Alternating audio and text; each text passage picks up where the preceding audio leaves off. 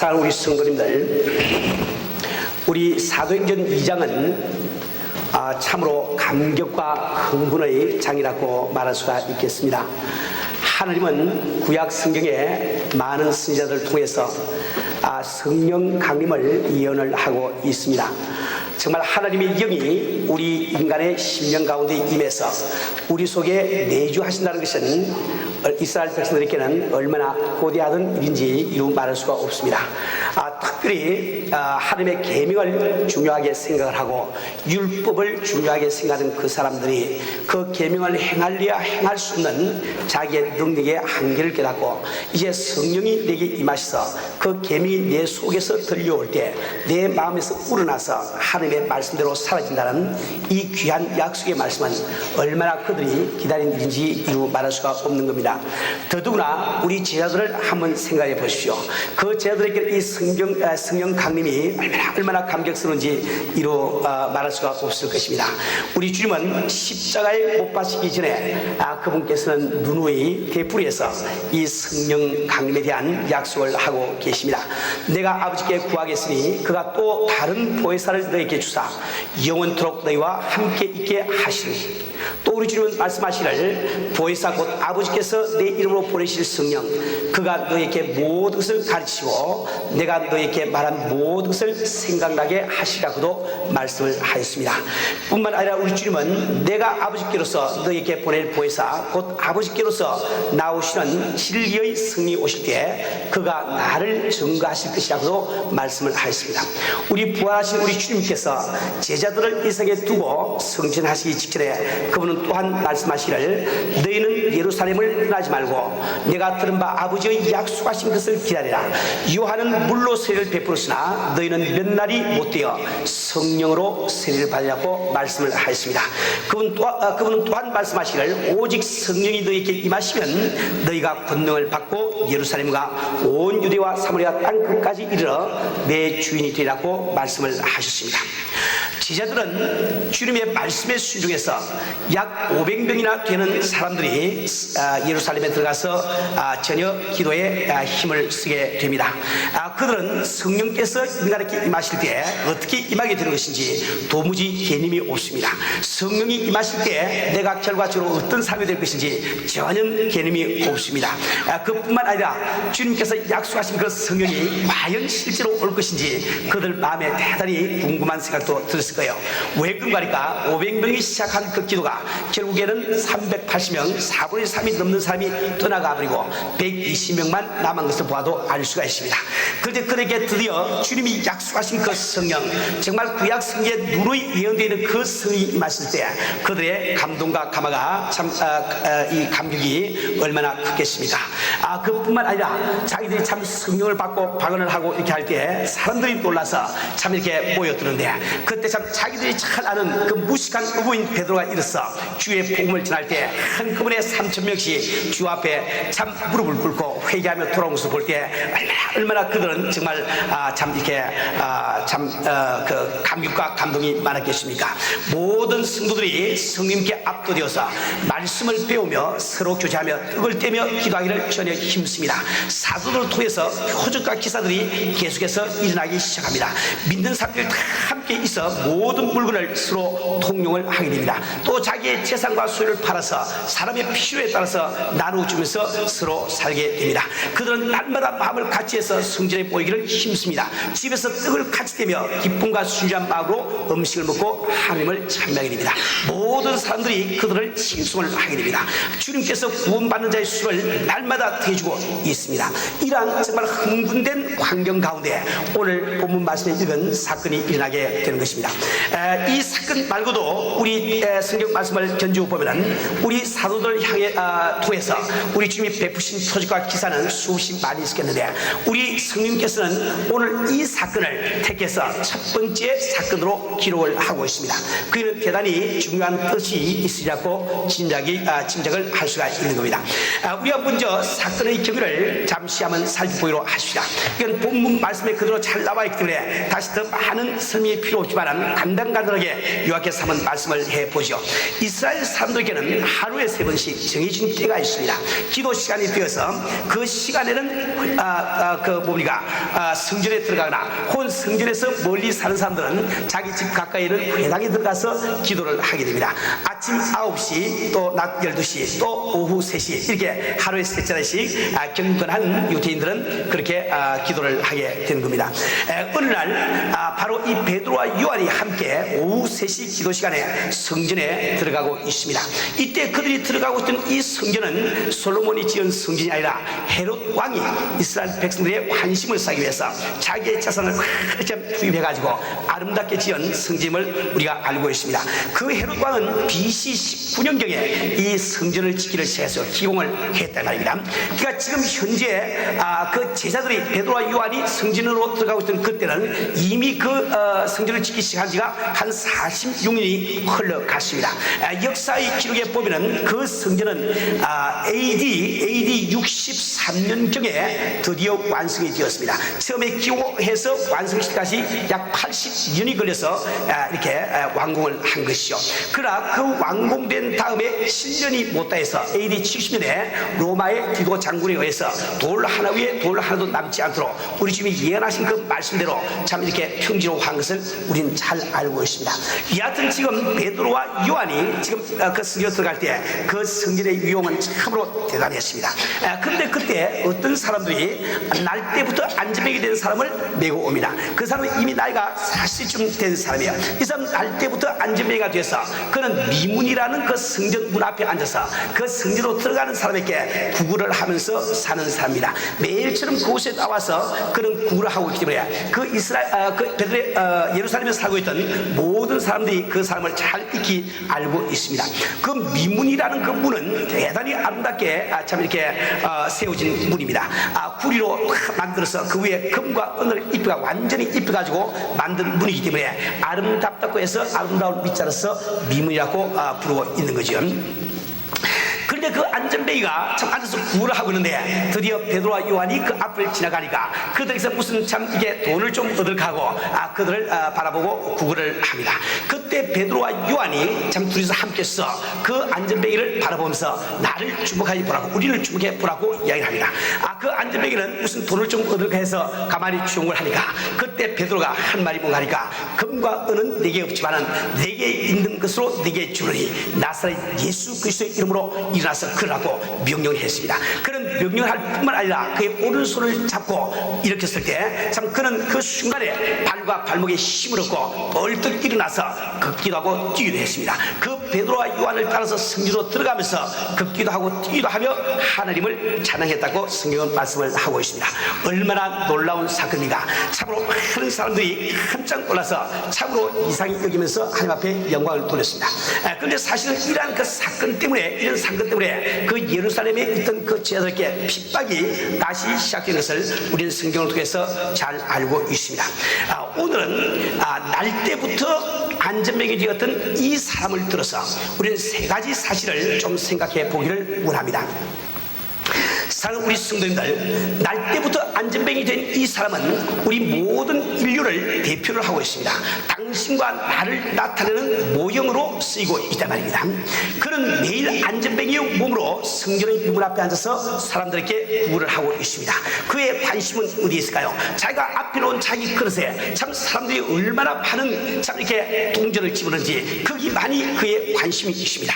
자기는 그 참 이렇게 참 온 관심이 참 사람들이 얼마나 자기에게 참 이렇게 동정을 하는지 그게 전 관심이 있을 거예요. 그는 아마 생각이를 그 그릇에 돈이 좀 많이 차면은 그날은 성공을 했다고 생각을 했을 거예요. 그 그릇에 돈이 좀 적게 차면은 문제가 발생했다고 생각을 했을 거예요. 그러나 우리가 객관적으로 우리가 볼 때 그 안전병이 된 그 사람의 문제가 그 참 이렇게 앞에 놓은 그릇에 동전이 차냐 안 차냐 거기 문제가 있는 것이 아니라 그의 근본적인 문제는 바로 자기가 일어설 수 없다는 그게 문제가 있지 않습니까? 자기는 일어설 수가 없기 때문에 그 그릇에 아무리 동전을 많이 채워줘도 그는 어차피 다음 날이면 또 구걸하기 위해서 그 자리에 나올 수밖에 없는 겁니다. 그가 만약에 일어날 수가 있다고 하면 그의 근본적인 문제가 해결될 수가 있다고 하면 그도 나가서 딴 사람처럼 일을 하면서 떳떳하게 살 수가 있을 거예요. 우리 성도님들, 지금 이 안전병이 된 이 사람은 자기의 시간을 보내면서 참 모든 참 정력을 다 소모하고 있으면서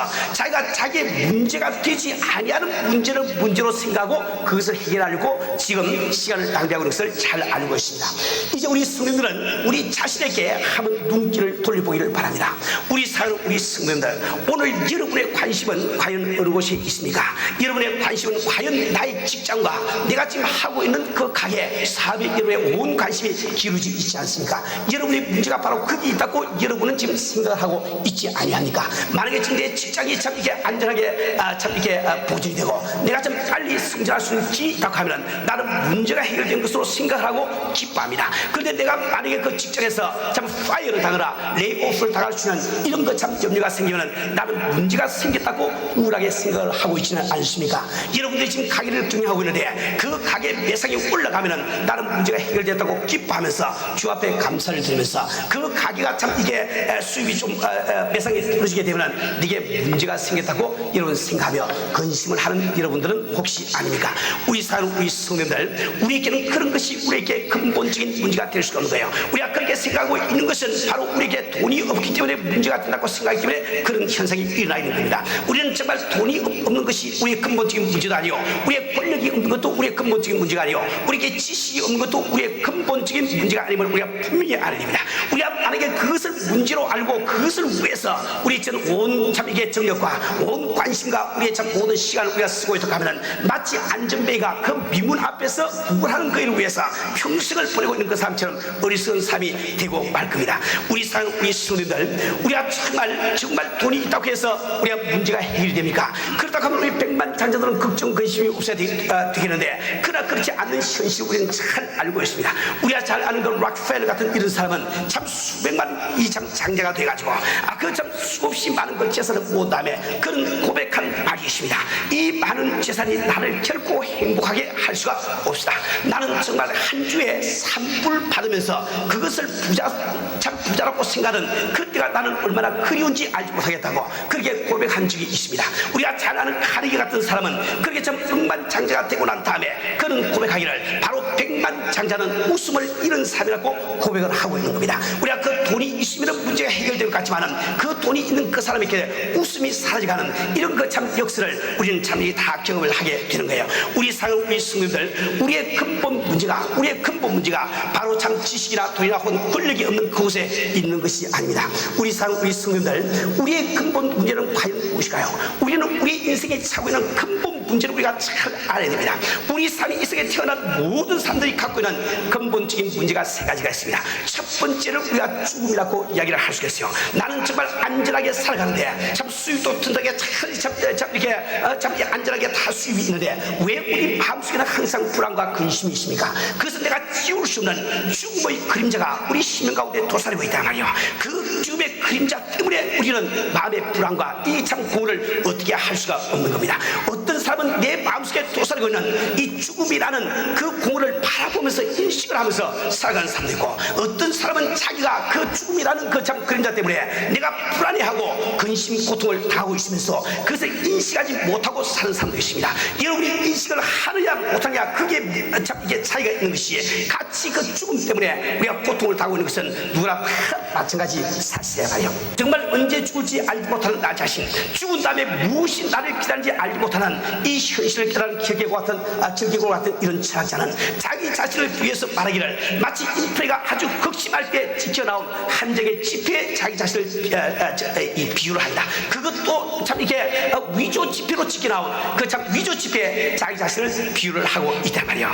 우리 사는 우리 성도들, 우리는 정말 이 세상을 살아가며 우리의 근본 문제가 무엇인지 우리가 알아야 돼요. 우리는 정말 이 죽음의 문제를 우리가 참 해결하지 않고는 우리 마음속에 참담 평강은 도무지 있을 수가 없는 겁니다. 우리가 정말 이 죽음의 이 현실, 죽음이라는 이 현실보다도 더 무서운 것이 우리 인간에게 있다고 하면 그것은 바로 지옥 갈 수밖에 없는 그 현실이 우리의 근본적인 문제가 되는 것이요. 이 지옥에 갈 수밖에 없다는 이것은 이 세상에 태어난 모든 사람들이 직면해야 되는 참으로 어쩔 수 없는 가장 심각한 문제란 말이에요. 그런데 우리가 참 지옥에 가는 것을 참 막기 위해서 이 전도를 해보면은 왜 우리 참 사랑하는 형제 자매들이 그 복음을 받아들이고 하지 않습니까? 예수 앞에 참 이렇게 무릎을 꿇고 작정을 하지 않냐 말이요. 그것은 그 사람들이 생각할 때 내가 알지 못하는 일, 내가 믿어지지 아니한 일은 절대로 일어날 수 없다는 참 엉뚱한 잘못된 그런 개념을 갖고 있기 때문입니다. 그러나 우리가 정말 이 생을 살아온 30년 40년 그 참 어줍지 않은 일생을 우리가 또 이렇게 볼 때도 얼마나 내가 알지 못하던 일이 내 일생 가운데 일어났으며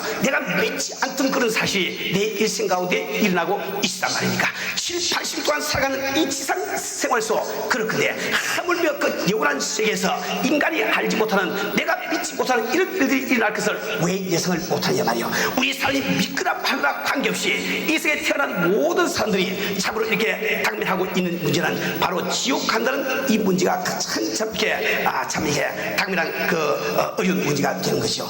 우리 사는 우리 성도들, 우리는 이 세상을 살아가면서 우리의 근본 문제가 무엇인지 알아야 됩니다. 내 지금 가위가 잘 들어야 잘 못 들어야, 몸이 건강하냐 안 하냐, 그것이 문제가 되는 것이 아니에요. 내가 지금 지옥을 가느냐 안 가느냐, 이것이 근본적인 문제임을 알아야 된다 말이에요. 이 문제가 해결되지 않는 한은 우리 마음속에 평강이 도무지 있을 수가 없는 겁니다. 그뿐만 아니라 마지막으로 세 번째 우리의 인간이 가지고 있는 문제는 바로 죄라는 문제지요. 왜 우리가 세상을 살아가며 우린 깜짝깜짝 놀라면서 살아갑니까? 참 적은 일이 일어나도 가슴이 두근두근 그럴 수밖에 없으니까 이것은 우리 자신이 죄 가운데 살고 있기 때문에요. 내가 사람들은 비록 알지 못하고 있지만 내 자신 스스로 알고는 내가 지은 죄 때문에 우리 항상 불안과 공부 가운데 우리는 살 수밖에 없는 겁니다. 우리 사는 우리 성령들, 여러분들은 정말 성령 받은 그 순간 그 참 며칠 동안을 지금 잘 기억하고 있을 거예요. 얼마나 여러분 마음이 평강하고 정말 강하고 담대고 날아가듯이 마음이 기뻤습니까? 왜 그럴까요? 여러분은 정말 예수 믿는 그 순간에 과거 30년 동안 혹은 40년 동안 혹은 50년 동안 지었던 모든 죄들이 오직 예수의 보혈로 말미암아 흰눈처럼 다 사해져버리고 이제 아직 죄질 시간이 많이 없어. 그래서 죄를 많이 못 지었으니까 우리 마음이 얼마나 평강하고 기쁘고 강하고 담대한지 우리 알지 않습니까? 이것을 미루어 보아서도 이 죄 문제는 우리 인간에게 얼마나 큰 문제인지, 근본적인 문제인지 우리가 잘 알 수가 있는 거예요. 우리 성도들, 우리는 생을 살아가면서 우리가 참 근본 문제를 우리가 알아야 됩니다. 우리가 바로 참 죽음의 문제, 내가 가지 않을 수 없는 이 지옥의 문제, 내가 저지를 수밖에 없는 이 죄의 문제, 이것은 우리 인간의 참 근본적인 문제가 된다 말입니다. 그런데 이런 근본적인 문제, 안전병이라는 근본적인 문제 아래 처했던 그 사람이 그 문제를 해결하는 길이 뭐였습니까? 오직 예수의 이름으로 해결된 것을 우리는 알 수가 있습니다.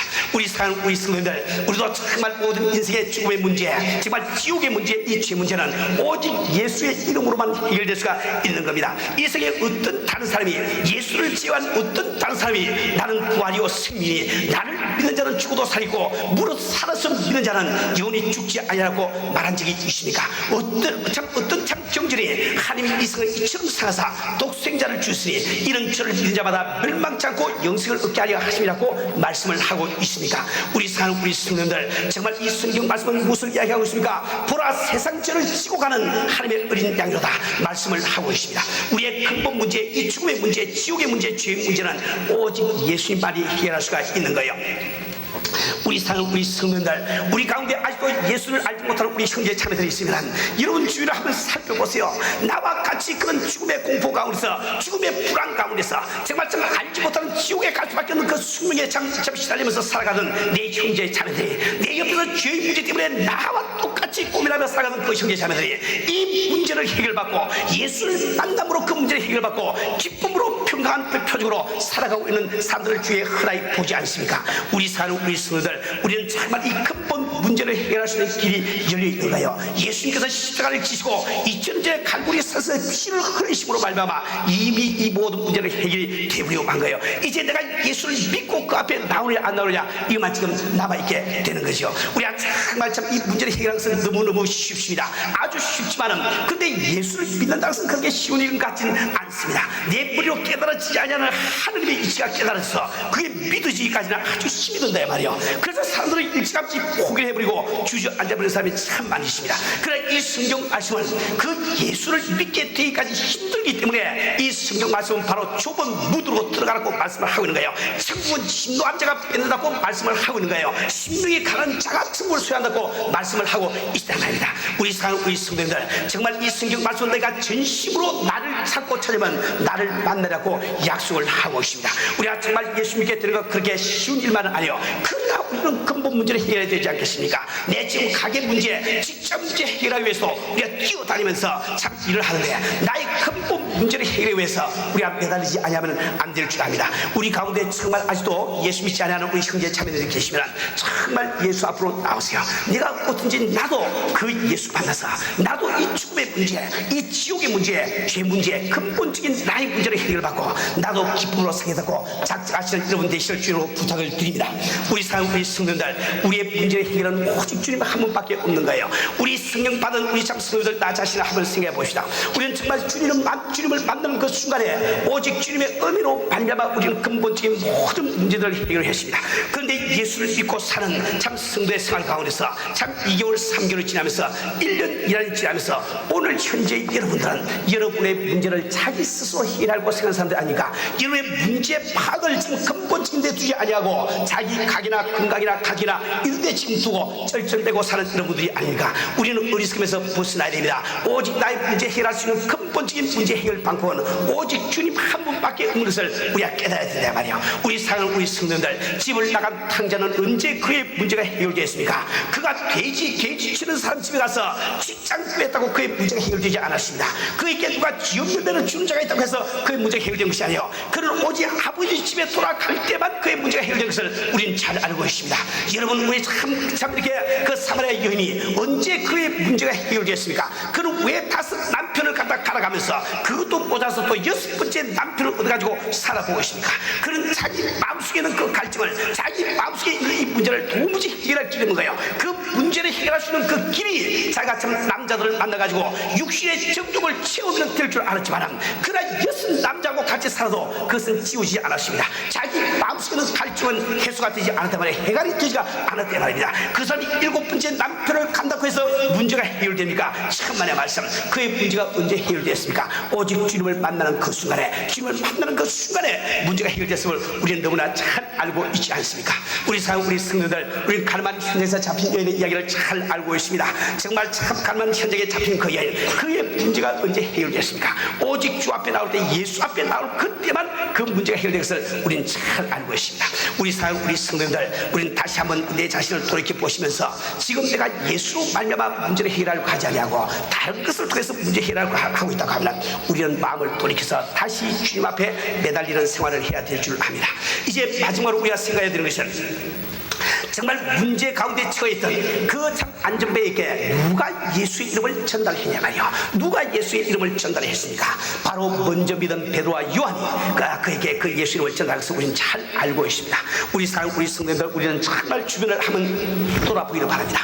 당신이 살고 있는 세계를 한번 쳐다보기를 바랍니다.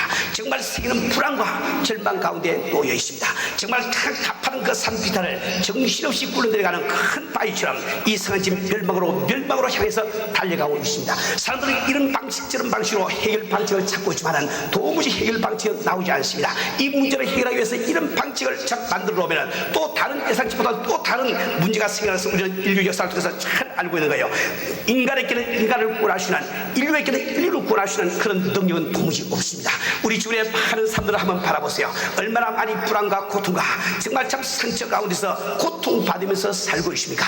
그들에게 복음을 전할 자가 누구니까? 이 문제 해결 방식을 전달할 자가 바로 누구니까? 바로 당신과 내가 그 사람들이 아니야 이 말입니다. 우리 성도들, 우리는 정말 우리가 왜 지상에 사는지 그 이유를 잘 알아야 합니다. 성경은 무엇을 이야기하고 있습니까? 주의 이름을 부른 자마다 구원을 얻으라고 말씀하고 계시지만 믿지 아니하는 자를 어떻게 부를 것이며 듣지도 못한 자를 어떻게 믿을 것이며 전파한 자가 없이 어찌 들으려 말씀을 하고 있는 겁니다. 우리 성도들, 이 구약 성경에 보면은 열왕기하 7장에 보면은 그 참 양식이 없어 굶어 죽어가는 사마리아 성에 있는 백성들에게 그 복음을 전하는 사람이 누굽니까? 양식을 가져다 준 사람이 누굽니까? 그 양식을 먼저 발견한 4사람의 문둥이였지 않습니까? 그들은 처음에 참 아람 진영으로 갔을 때 그 천막 속에서 많은 수없이 많은 그 양식의 곡식을 발견하고 금과 은과 좋은 어복을 발견한 다음에 그들은 무엇했습니까? 자기들끼리 거기에 앉아서 배가 터지려고 먹었단 말입니다. 먹은 다음에 배를 갖다 채운 다음에는 이 금과 은과 보화를 이것으로 만들기 위해서 땅을 부지런히 파서 그걸 묻기를 하지 않았습니까? 그런 중에 한 무둥이가 깨달았어요. 그는 뭐라고 이야기했습니까? 우리의 소유가 선치 못하다. 오늘 나는 아름다운 솥이 있는 날이 오늘 우리가 잠잠하고 있도다. 만일 밝은 아침까지 기다리면 벌이 우리에게 미칠지니 이제 가서 왕궁에 가서 구하자 하고 이야기를 하지 않습니까? 그래서 그 네 사람이 참 이게 굶주려 죽어가는 사마리아성에 가서 이 귀한 기쁜 소식을 전하기 때문에 그 모든 사람들이 죽음을 다 참 이렇게 모면하고 참 생명의 길로 들어선 것을 우리는 잘 알고 있습니다. 우리 사는 우리 성도들, 나는 정말 예수 믿고 인간의 근본 문제를 해결했는데 그 귀한 예수의 이름을 우리에게 주셨는데 나는 그 이름 가지고 매일 기도하는 것이 내 가게 잘 되는 그것밖에 없습니까? 내 가정 잘 되는 그것밖에 없습니까? 내 육신 건강한 그것밖에 없습니까? 우리는 정말 사마리아 그 땅의 그 문둥이처럼 그 참 양식을 발견하고도 자기 혼자 먹고 땅속에 감추는 그 삶과 똑같은 거예요. 우리의 이 성경 말씀하시를 내가 복음을 전하지 않으면 부득불에게 화가 있으라고 말씀을 하고 있습니다. 우리 사는 우리 성도, 우리는 기쁜 정말 소식을 가지고 있는 귀한 성도입니다. 이것을 우리 주변에 전하지 않고 어떻게 그 사람들이 알아들을 수가 있겠습니까? 우리 사는 우리 성도들, 우리는 정말 오늘 우리 가운데 한 사람이라도 아직 예수를 알지 못하고 인간의 근본적인 문제를 해결하지 못한 그분이 계시면 내가 안 믿어서도 한번 달라붙어 보세요. 한번 기도하세요. 정말 신망하는 자가 되어보세요.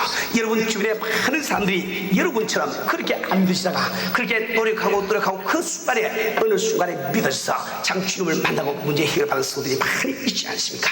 여러분 그 길을 같이 걸어가시길 주로 부탁을 드립니다. 또 우리 가운데 정말 아직 이미 성령받고 구원받은 우리 성도들, 우리가 정말 세상에 살고 있는 이 참 우리의 그 참 임무가 무엇인지 우리가 깨달아야 되겠어요. 우리 주변에 있는 그 형제자매들이 어떤 고통 가운데 살고있는지 우리가 깨달아야 되겠습니다. 우리는 정말 부지런히 주 앞에 기도해서 주여 우리에게 전도할 수 있는 능력을 주세요. 전도할 수 있는 뜨거운 마음을 주세요. 우리 간절히 주 앞에 기도하는 이런 되시를 주님으로 축원합니다.